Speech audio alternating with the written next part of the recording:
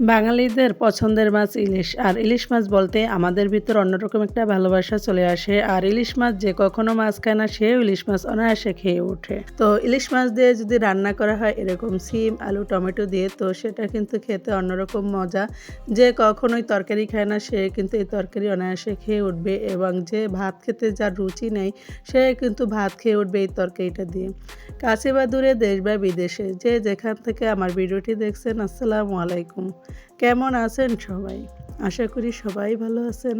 আমিও আপনাদের দয়ায় আল্লাহ পাকের রহমতে ভালো আছি। তো চলে আসলাম প্রতিদিনকার মতো নতুন একটি রেসিপি ভিডিও নিয়ে। আমি জান্নাত স্বপ্ন থেকে জান্নাতুল ফেরদৌস। তো সবাই প্লিজ লাইক দিয়ে পুরো ভিডিওটি কন্টিনিউ করবেন, ইনশাল্লাহ ভালো লাগবে। তো দেখেন, এখানে আমি একটা ইলিশ মাছ নিয়ে নিয়েছি। এই ইলিশ মাছটা কিন্তু আমাদের চাঁদপুরের নদীর ইলিশ মাছ। তো দেখেই কিন্তু বুঝতে পারছেন যে এটা যে কত সুন্দর একটা গ্লাস মারে, মানে এটার যে লুকটা সেটা দেখলেই বোঝা যায় যে এটা চাঁদপুরের ইলিশ মাছ। তো এটাকে আমি সুন্দর করে পরিষ্কার করে ধুয়ে নিব। তো ধুয়ে নিয়ে আমি কাটবো, যার জন্য আমি সুন্দর করে পরিষ্কার করে ধুয়ে নিলাম। দেখেন মাছটা একটু একবার দেখায় দিতেছি আমি যে এটা আসলে কতটা দেখতে কতটা মানে আকর্ষণীয়। তো মাছটাকে আমি কেটে নিলাম, কেটে ছোট ছোট করে টুকরো করে নিলাম। তো আমি মাছটা কিন্তু একদম অরিজিনাল এবং তাজা মাছ ছিল, কিন্তু মাছটা কাটতে গিয়ে একটু থেতো হয়ে গেছে। থেতো বলতে আমার বড়িটা ধার ছিল না, তো আমি বুঝতে পারিনি যে ধার ছিল না। তো যাই হোক, সমস্যা নাই, ফ্লেভার কিন্তু ঠিকই থাকবে। দেখেন এখানে মাছের পিসগুলো আমি দেখাই দিতেছি। তো মাছগুলো ধুয়ে নিব এরকম করে ভালোভাবে, রক্তটা মানে ধুয়ে নিব। এই যে থেতো হয়ে গেছে সেই মাছটা একটু দেখাই দিলাম আপনাদের। এরকম দুইটা মাছই থেতো হয়ে গেছে, দুই টুকরা মাছ। তো এটাকে আমি সুন্দর করে একটু ধুয়ে পরিষ্কার করে একটু হালকা করে ভেজে নিব। যারাই আমার নতুন বন্ধু আছেন এখনও আমার চ্যানেলটি সাবস্ক্রাইব করেন নাই, প্লিজ আমার চ্যানেলটি সাবস্ক্রাইব করে জান্নাত স্বপ্নের সাথে থেকে যাবেন। তো দেখেন এখানে কিন্তু আমি সিমগুলো ধুয়ে নিতেছি, এক এক করে সব তরকারিগুলো আমি ধুয়ে নিব। কারণ সিমগুলো আমি কেটে নিছি, তো সেটা আর ভিডিওতে নেইনি, কারণ এগুলো যদি ভিডিওতে নিতে যাই তাহলে ভিডিও অনেক বড় হয়ে যায়। তো আমি সিমগুলো ধুয়ে পরিষ্কার করে নিছি। আর সিমগুলো কিন্তু একদম বাতি সিম ছিল, মানে এটা একটু মানে সিমের বিচিগুলো একদম মানে মোটামুটি ভালোই বড়সড় ছিল। তো এই সিমটা দিয়ে যদি এরকম মাছ রান্না করা হয় সেটা কিন্তু খেতে অন্যরকম একটা মজা হয়। তো এখানে আলুগুলো আমি ধুয়ে নিছি, নতুন আলু ছিল। তো সিম আলু দুটোই ধুয়ে নিছি। এখন আমি টমেটো ধুয়ে কেটে নিব সুন্দর করে ছোট ছোট করে। তো দেখেন এখানে কিন্তু টমেটোগুলো আমি ধুয়ে নিয়েছি, একদম কেটে কেটে নিয়েছি ছোট ছোট করে, মানে সিম আলুর সাইজ করেই আর কি ছোট ছোট করে কেটে নিয়েছি। তো চলে আসলাম চুলায়। এখানে আমি ফ্রাই প্যান গরম হয়ে যাওয়ার পরে সরিষার তেল দিয়ে নিলাম। যেহেতু আমি সরিষার তেলে রান্না খাই, আমার কাছে সরিষার তেলের রান্না অন্যরকম একটা মজা হয়। আর বিশেষ করে গ্যাস্ট্রিকের ওষুধ খাওয়া লাগে না, সরিষার তেলের রান্না খেলে সাধারণত গ্যাসের সমস্যা কম হয়। তো আমি যাই হোক, এখানে তেলটা গরম হয়ে গেলে আমি এখানে তেলের ভিতর হলুদের গুঁড়া এবং লবণ দিয়ে এটাকে সুন্দরভাবে নেড়েচেড়ে মিশিয়ে নিলাম একটু হাত দিয়ে ধরে। তো মিশিয়ে নিয়ে আমি মাছগুলো ছেড়ে দেবো এক এক করে। আর মাছে কিন্তু আমি হলুদ আর লবণ মাখাই নেই, যেহেতু তৈলে দিচ্ছি। তো দেখবেন মাছের কালারটাও কিন্তু একদম হলুদ হয়ে যাবে এরকম। এইভাবে তৈলে দিলে সেটা কিন্তু মিশে যায় ভালোভাবে। তো মাছগুলো এক এক করে সব দিয়ে আমি ভেজে নিব। অপেক্ষা করব মাছগুলো সব দেওয়া পর্যন্ত। তো আমার মাছগুলো দেওয়া কিন্তু হয়ে গেছে। তো দেখতে পাচ্ছেন মাছের কালারটা কিন্তু সুন্দর একটা কালার আসবে, দেখবেন এভাবে হলুদে মানে তৈলে যদি হলুদ দেওয়া হয় তাহলে সেই হলুদটা সুন্দরভাবে লেগে যায়। এটা কিন্তু নতুন রাঁধুনি যারা তারা জানে না। তো নতুন রাঁধুনিদের জন্য এটা সুন্দর একটা টিপস, যে এইভাবে তৈলের সাথে হলুদ এবং লবণ দিয়ে দিলে মাছটা একদম ভাঙবেও না এবং সুন্দর একটা কালার আসবে। তো আমি সুন্দরভাবে এটা দিয়ে একদম এক পিঠ হয়ে গেলে মাছটা উল্টিয়ে দিলাম।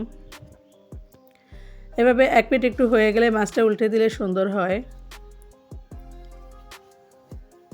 তো ভাজা মাছ ছাড়া কিন্তু খেতে অত বেশি মজা লাগে না আমাদের কাছে। কিন্তু যারা মানে নদীর মাছ অনেকেই কিন্তু ভেজে খান না, সেটা কিন্তু অন্যরকম একটা ফ্লেভার আসে। কিন্তু আমাদের বাসায় আবার ভাজা মাছ ছাড়া চলে না, যার কারণে আমি একটু ভেজেই নিলাম মাছটা।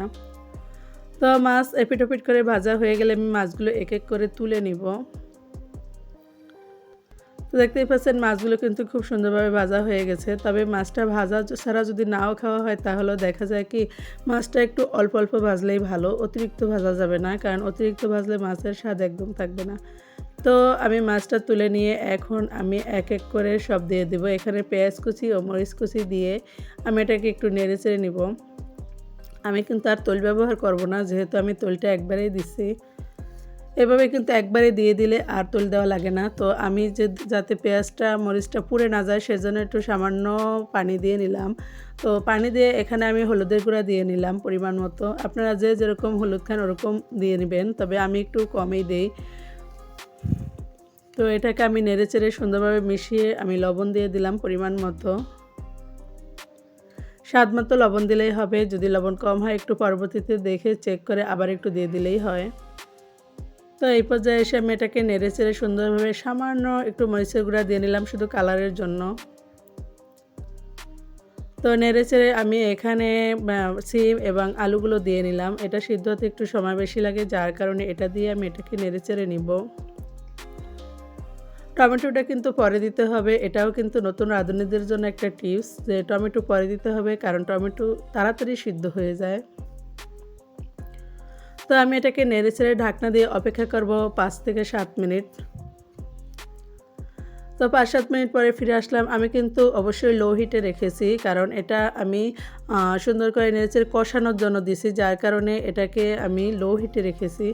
তো 5 মিনিট পরে ফিরে এসে আমি সামান্য পানি দিয়ে নিব, পানি দিয়ে এটাকে নেড়েচেড়ে নেব যাতে পুড়ে না যায়। তো এখন নেড়েচেড়ে আমি কিন্তু পরিমাণ মতো ঝোল দিয়ে নিতেছি এক এক করে, যে আমি যতটুকু ঝোল রাখবো সেই আন্দাজ করে আমি পানি দিয়ে নিব। সাথে টমেটোগুলো দিয়ে নিব, যাতে এবার টমেটোগুলো তাড়াতাড়ি করে সিদ্ধ হয়ে যায়। এটাকে দিয়ে আমি নেড়েচেড়ে ঢাকনা দিয়ে অপেক্ষা করব আরও 3-4 মিনিট। 3-4 মিনিট পরে ফিরে আসলাম। দেখেন এই অবস্থা, তরকারিটা কিন্তু প্রায় সিদ্ধ হয়ে গেছে। আর সিমগুলো যেহেতু বাতি সিম ছিল, বাতি বলতে একদম মানে বয়স্ক সিম ছিল, এগুলো কিন্তু খুবই সুন্দর, মানে খেতে অন্যরকম একটা মজা। বিচিগুলো অনেক সুন্দর ছিল। সিমের বিচি কিন্তু অনেকেই পছন্দ করে, এইভাবে কিন্তু বাতি সিমগুলো খেয়ে নিতে পারে। তো দেখেন এখানে আমি মাছগুলো দিয়ে নিতেছি এক এক করে, যাতে মাছের ফ্লেভারটা তরকারির ভিতর যায় আর তরকারিটা খেতে জন্য অন্যরকম একটা মজা হয়। তো এই জন্য আমি এইভাবে দিয়ে ঢাকনা দিয়ে অপেক্ষা করব আরও 4 থেকে 5 মিনিট, যাতে এটা সুন্দরভাবে ফ্লেভারটা তরকারিতে ঢুকে যায় এবং তরকারির ফ্লেভারটা মাছে ঢুকে যায়। 4-5 মিনিট পরে ফিরে এসে আমি কিছু ধনেপাতা দিয়ে দিলাম। আর এই ইলিশ মাছ দিয়ে সিম আলুর তরকারি এগুলো রান্না করতে গেলে কিন্তু বেশি মশলার প্রয়োজন পড়ে না। মানে নতুন রাঁধুনি যারা, তারা কিন্তু এটাও তাদের জন্য খুব ভালো টিপস, যে খুবই অল্প মশলায়, একদম সামান্য মশলায় এত সুন্দর একটা রেসিপি করা যায়, সেটা মানে সবার জন্য একটা সুন্দর একটা টিপস। তো দেখেন আমার এই ইলিশ মাছ দিয়ে সিম আলু টমেটোর তরকারিটা কিন্তু খুব সুন্দরভাবে রান্না হয়ে গেছে। তো ঢাকনা দিয়ে 2-3 মিনিট অপেক্ষা করব। 2-3 মিনিট পরে ফিরে এসেছি। দেখেন এখানে কিন্তু একদম মানে ধনিয়া পাতাগুলো একদম মানে সবুজেই ছিল, কালার সবুজ রেখেই সুন্দরভাবে আমার রান্নাটা কমপ্লিট হয়ে গেছে। তো একদম পুরোপুরি রান্নাটা কমপ্লিট হয়ে গেছে। আসলেই সত্যি কথা, রান্নাটা এত বেশি মজা হয়েছে যে খুব বেশি, মানে ভাত দিয়ে খুব বেশি মজা লাগছে এটা। তো আজ এ পর্যন্তই। সবাই ভালো থাকবেন, সুস্থ থাকবেন, সবাই আমার জান্নাত স্বপ্নের সাথে থাকবেন। নিত্য নতুন রেসিপি পেতে অবশ্যই জান্নাত স্বপ্নের চ্যানেলটিকে সাবস্ক্রাইব করবেন এবং সাথে থাকা বেল আইকনটি অন করে দিবেন। আজ এ পর্যন্তই। আল্লাহ হাফেজ।